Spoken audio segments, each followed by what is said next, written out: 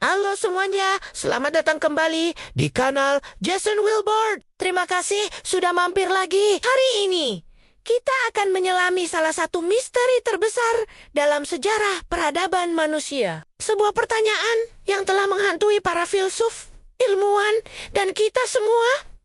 Apa yang terjadi setelah kita mati? Apakah benar ada kehidupan setelah kematian? Kita akan menjelajahi berbagai perspektif, mulai dari keyakinan kuno hingga temuan sains modern, untuk mencari tahu sejarah dan fakta di baliknya. Sejak ribuan tahun lalu, manusia sudah terobsesi dengan konsep ini. Coba kita lihat peradaban Mesir kuno. Mereka percaya pada kehidupan abadi di alam baka, yang dikenal sebagai Aaru atau padang alang-alang. Bagi mereka, kematian bukanlah akhir, melainkan sebuah transisi. Inilah alasan mengapa mereka membangun piramida megah dan melakukan mumifikasi yang rumit. Tujuannya adalah untuk memastikan jenazah Firaun tetap utuh, sehingga rohnya atau Ka dan Ba bisa melanjutkan perjalanan ke alam baka dan bersatu kembali dengan tubuhnya. Mereka bahkan menyertakan harta, makanan, dan perabotan di dalam makam sebagai bekal untuk kehidupan selanjutnya. Ini bukan sekadar ritual, tapi sebuah sistem kepercayaan yang sangat terstruktur dan menunjukkan betapa seriusnya mereka memandang kehidupan setelah kematian. Bergeser ke Yunani kuno, para filsuf seperti Plato juga memberikan pandangan yang mendalam. Melalui teori dunia ide,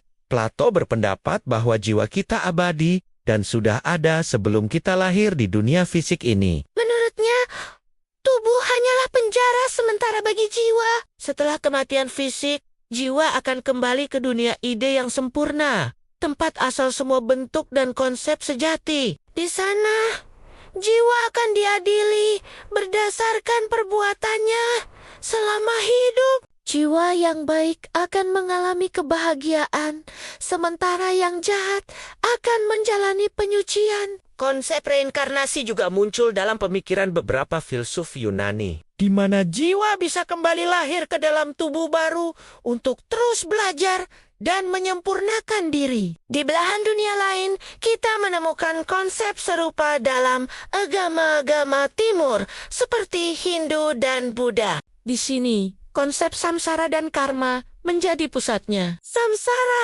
adalah siklus kelahiran kembali atau reinkarnasi yang tak berujung, di mana jiwa terus berpindah dari satu kehidupan ke kehidupan lainnya.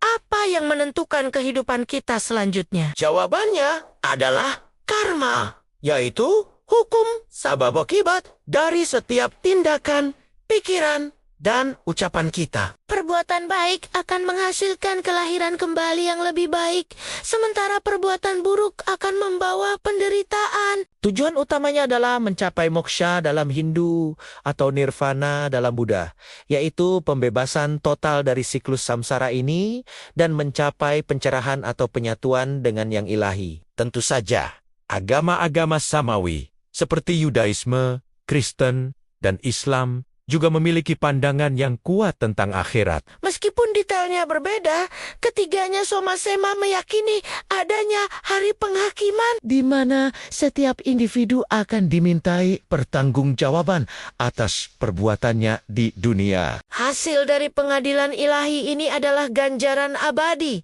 yaitu surga bagi mereka yang beriman dan berbuat baik, serta neraka bagi mereka yang ingkar dan berbuat jahat. Kehidupan di dunia ini dianggap sebagai ujian singkat untuk menentukan nasib kekal kita di akhirat nanti. Konsep ini memberikan makna dan tujuan hidup bagi miliaran orang di seluruh dunia, mendorong mereka untuk hidup sesuai dengan ajaran moral dan etika agamanya. Nah, setelah menjelajahi sisi sejarah dan keyakinan, mari kita beralih ke dunia sains. Apakah ada bukti ilmiah yang bisa menjelaskan fenomena ini? Disinilah kita bertemu dengan konsep Near Death Experience atau NDE, yaitu pengalaman menjelang kematian. Banyak orang dari berbagai latar belakang budaya dan agama yang pernah dinyatakan mati secara klinis jantung berhenti berdetak. Ota tidak menunjukkan aktivitas namun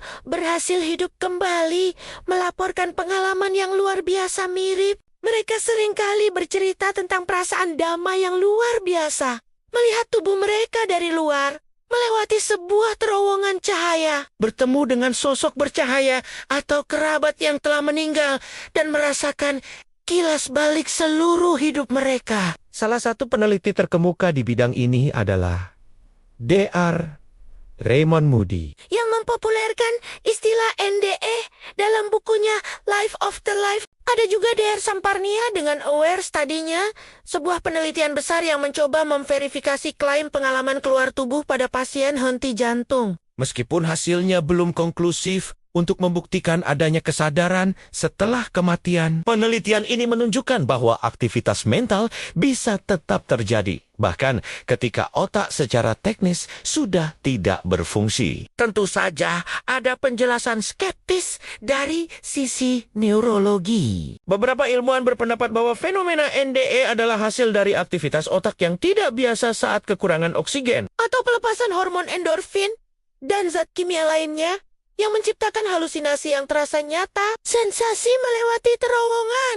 Misalnya, bisa dijelaskan sebagai penyempitan bidang visual akibat kurangnya aliran darah ke retina. Namun para pendukung NDE berargumen balik. Bagaimana mungkin orang-orang ini bisa melaporkan detail kejadian di ruang operasi yang tidak mungkin mereka lihat atau dengar saat mereka tidak sadar? Ini tetap menjadi perdebatan yang sangat menarik di komunitas medis dan ilmiah. Selain NDE, ada juga penelitian tentang kesadaran itu sendiri. Fisika kuantum mulai membuka kemungkinan bahwa kesadaran mungkin bukanlah produk dari otak semata. Beberapa teori, seperti teori Orchestrated Objective Reduction (ORCHR) yang diusulkan oleh Sir Roger Penrose dan Stuart Hemroff, berspekulasi bahwa kesadaran mungkin bersemayam di tingkat kuantum di dalam mikrotubulus sel-sel otak kita. Menurut teori ini, ketika seseorang meninggal, informasi kuantum yang membentuk kesadaran itu tidak hancur,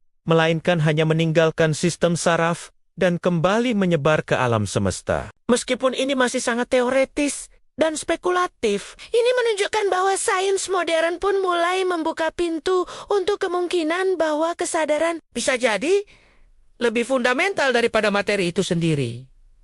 Jadi, setelah melihat semuanya, apa kesimpulannya? Apakah ada kehidupan setelah kematian? Jawabannya, sampai saat ini, masih berada di ranah keyakinan pribadi dan interpretasi. Dari sisi sejarah dan agama, hampir semua peradaban meyakini adanya bentuk kelanjutan eksistensi. Dari sisi sains, meskipun belum ada bukti definitif, fenomena seperti NDE dan pertanyaan tentang hakikat kesadaran membuat kita berpikir ulang tentang batasan antara hidup dan mati. Mungkin kematian bukanlah sebuah pintu yang tertutup rapat, melainkan sebuah tirai yang belum bisa kita singkap sepenuhnya. Pertanyaan ini mendorong kita untuk merenungkan makna hidup kita saat ini. Apapun yang kita yakini tentang apa yang akan terjadi nanti, yang terpenting adalah bagaimana kita menjalani hidup kita di sini dan sekarang. Bagaimana kita memperlakukan orang lain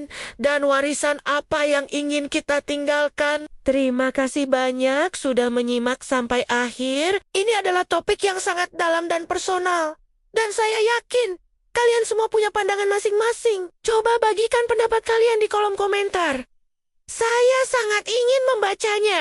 Jangan lupa untuk like video ini jika kalian suka, subscribe ke kanal Jason Wilbert dan nyalakan lonceng notifikasinya agar tidak ketinggalan video-video menarik lainnya. Sampai jumpa.